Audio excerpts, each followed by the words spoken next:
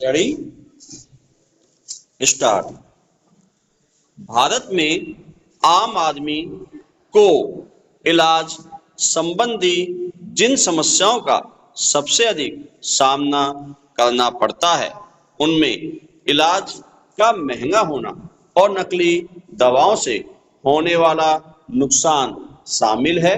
Stop. केंद्र सरकार ने गरीबों को बेहतर इलाज और सस्ती दवाएं उपलब्ध कराने के लिए कई कदम उठाए हैं, मगर आम आदमी की परेशानी अब भी बनी हुई है। स्टॉप। गंभीर बीमारी के इलाज में इतना पैसा खर्च हो जाता है कि करोड़ों लोग अनचाही गरीबी की गिरफ्त में आ जाते हैं। स्टॉप। पैसे की कमी के चलते जिंदगी तनाव, परेशानियों और समस्याओं का पर्याय बन जाती है।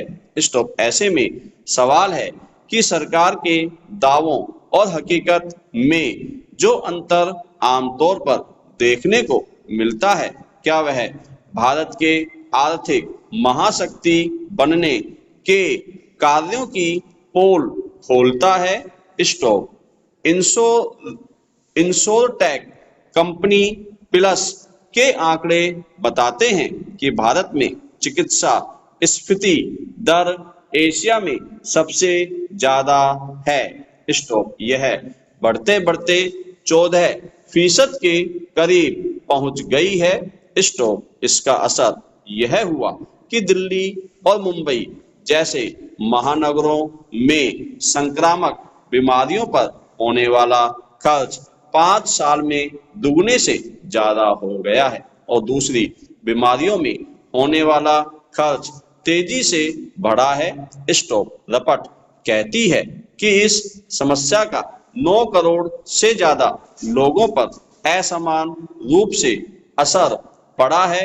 स्टॉप। स्वास्थ्य बीमा लेने वालों में 71% लोग व्यक्तिगत रूप से स्वास्थ्य बीमा कराते हैं। सिर्फ 15% कर्मचारियों को अपने नियोक्ताओं की ओर से स्वास्थ्य बीमा उपलब्ध कराया जाता है। सर्वेक्षण के आंकड़े बताते हैं कि कोरोना के बाद स्वास्थ्य संबंधी समस्याओं में वृद्धि हुई है। स्टॉप। दवाइयां महंगी हुई है और दूसरे खर्चों में वृद्धि हुई है। स्टॉप। पहले ये खर्च 3 से 4% हुआ करते थे, जो अब बढ़कर 15% के करीब हो गए हैं। स्टॉप। सर्वेक्षण से पता चला है कि महंगी स्वास्थ्य सेवाओं की वजह से 59% लोग स्वास्थ्य की जांच कराने से कतराते और 90% लोग नियमित परामर्श की उपेक्षा करते हैं। स्टॉप। पैरा। सर्वेक्षण से पता चला है कि पिछले कुछ सालों में दवाओं की कीमत में 15 से 20% तक की वृद्धि हो चुकी है। इनमें हृदय, रक्तचाप और मधुमेह की दवाएं प्रमुख हैं। स्टॉप। दवाओं के लगातार महंगी होते जाने और नकली दवाइयों की वजह से सामान्य आय वर्ग वाले व्यक्ति के ऊपर अनचाहा भार पड़ रहा है। स्टॉप। परिवार के भरण पोषण के लिए जो पैसा खर्च होता है उसमें कटौती ही नहीं करनी पड़ रही है, बल्कि कर्ज भी लेना पड़ रहा है। स्टॉप। संक्रामक, खतरनाक और गंभीर बीमारियों के इलाज में अब इतना ज्यादा खर्च होने लगा है कि जो लोग गरीब नहीं होते वे भी गरीब हो जाते हैं।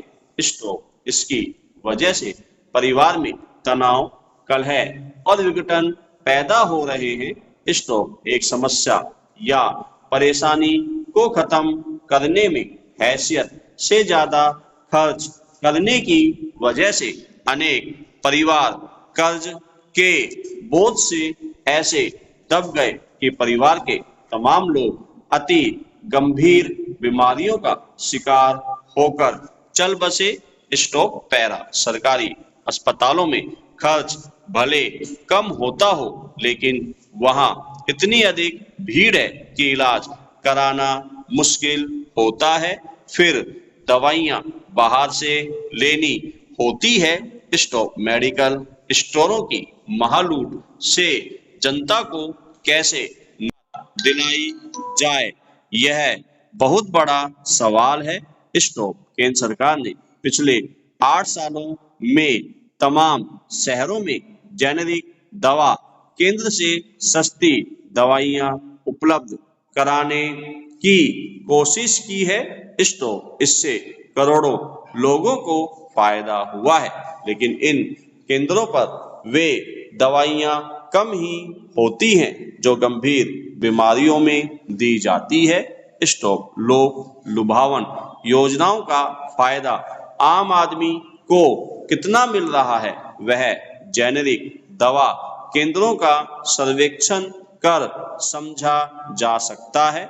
स्टॉप। महंगी दवाएं खरीदना रोगी के परिवार की मजबूरी है, लेकिन अगर केंद्र और राज्य सरकारें ईमानदार पहल करे और चिकित्सा तंत्र में फैले अखंड भ्रष्टाचार से निजात दिलाने के लिए कठोर कदम उठाए जाएं, तो आम आदमी को महंगी दवाइयां खरीदने की मजबूरी से कुछ राहत जरूर मिल सकती है। Stop para. हाल के वर्षों में स्वास्थ्य पर जीडीपी के मुकाबले सरकारी खर्च में इजाफा हुआ है।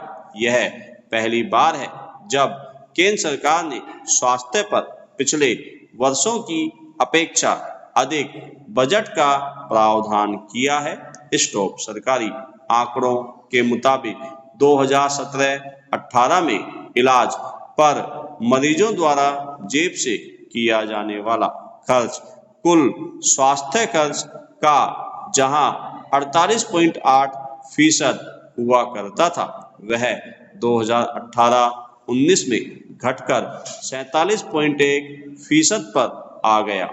स्टॉप। यह स्वास्थ्य पर कुल खर्च में सरकार का हिस्सा बढ़ने की वजह से संभव हुआ।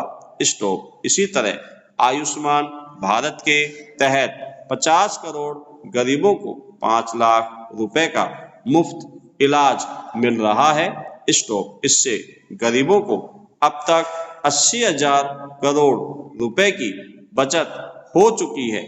इसी तरह 9,000 जन औषधि केंद्रों से मिलने वाली सस्ती दवाइयों की वजह से गरीबों को 20,000 करोड़ रुपए की बचत हुई है। Stop para. सरकार के अनुसार 2017-18 में स्वास्थ्य पर जीडीपी का 3.3% खर्च किया गया था, वह 2018-19 में 3.2% रहा, लेकिन 2019-20 में 3.3% खर्च किया गया।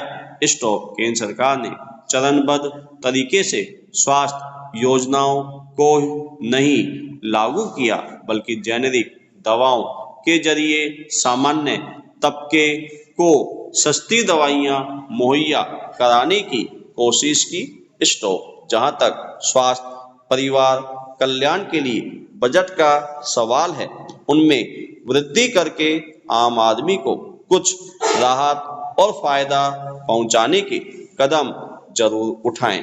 स्टॉप। सरकार द्वारा जारी आंकड़ों के अनुसार 2023-24 में स्वास्थ्य परिवार कल्याण के लिए बजट प्रावधान को बढ़ाकर 86,175 करोड़ रुपए कर दिया गया। यह 2017-18 के मुकाबले 47,353 करोड़ के 82% ज्यादा है।